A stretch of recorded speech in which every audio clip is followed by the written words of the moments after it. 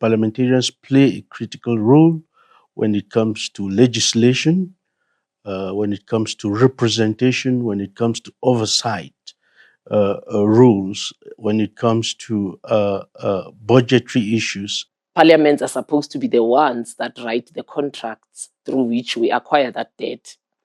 They're the ones who also are supposed to be looking at the economic state of the country and determining in which direction the country is going.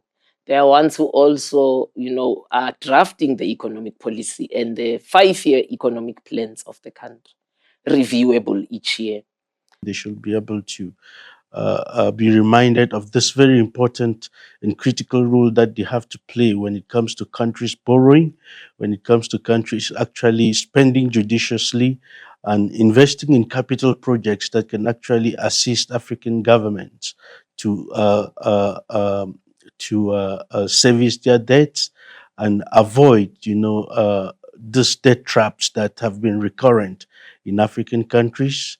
Not only avoid the debt traps, but also deliver the kind of prosperity that African countries and African citizens, expect of their governments. So we cannot achieve this without oversight rule of parliamentarians, without their budgetary rules, without their legislative role that they play in making sure that borrowing and public finances actually reflects the regulatory frameworks that should maximize, the limited development financing opportunities that are available to African countries and African citizens, maximizing these opportunities in terms of making sure that this investments are into projects that deliver prosperity, projects that will ensure Africa's structural transformation, and also projects that will ensure that African countries do not, they break out of this cycle of recurrent indebtedness that African countries have been in for several decades since the 1970s and the 80s.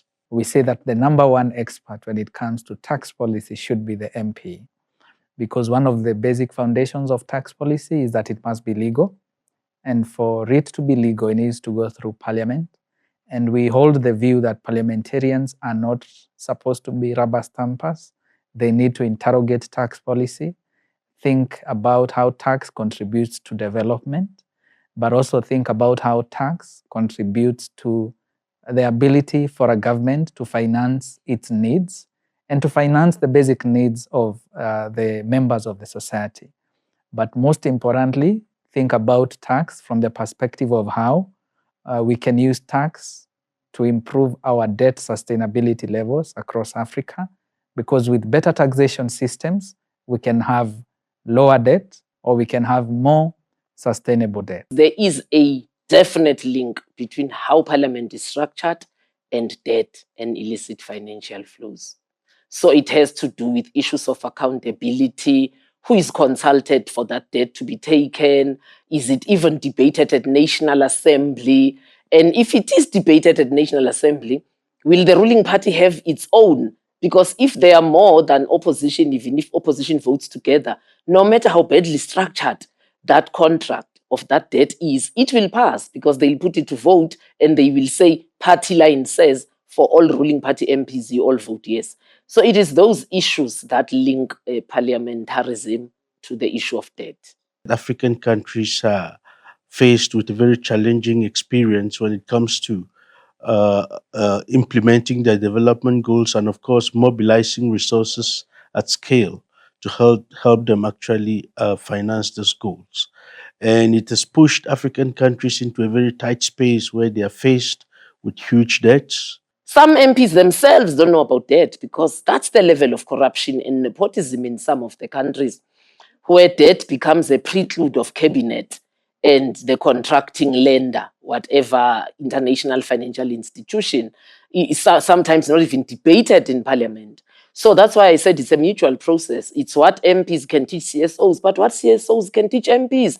Some MPs are not aware of the state of debt in their own countries. They rely on action research of CSO to say, okay, For South Africa, this is where your debt levels are. This is how much debt you took last year and the year before. It was for this reason, and you can find that you took 3 debts, for the same reason in this period. So it's a mutual and a collaborative process between the two.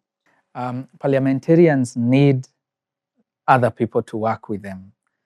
They need people who can give them not just advice, but moral support. They also need the backing that comes from civil society organizations. We have a movement building institution within this IFF tax debt movement called Stop the Bleeding campaign, where all the stakeholders are represented. That's one. So CSOs and parliamentarians interact. But we also have UPNIFT. UPNIFT is now in 49. I keep saying 44 and I forget we are growing. We are in 49 African countries. We have 22 that are launched caucuses. So CSOs can work with UPNIFT. It is important for parliamentarians to know that within civil society exists free expertise that they can have access to. There also exists a feedback mechanism about the proposals that governments often have. And it is important for parliamentarians, before they pass laws, before they transform policy into regulations and laws, to engage with civil society, reach out, get feedback, also get the expertise that resides within civil society.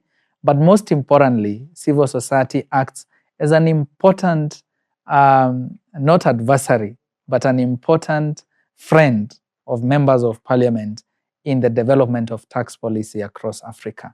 How they can reach out, create opportunities for engagement with civil society organizations, request civil society organizations to provide written input, have open hearings with civil society organizations, convene meetings even on Zoom with the civil society organizations, reach out to those that you know, but also create opportunities for those that you may not know.